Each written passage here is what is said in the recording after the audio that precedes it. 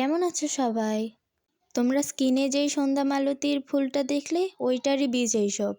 আজকে এই বীজগুলোই আমি লাগাবো। তার জন্য প্রথমেই একটা ওয়ান টাইম গ্লাসে কিছুটা মাটি দিয়ে নিলাম।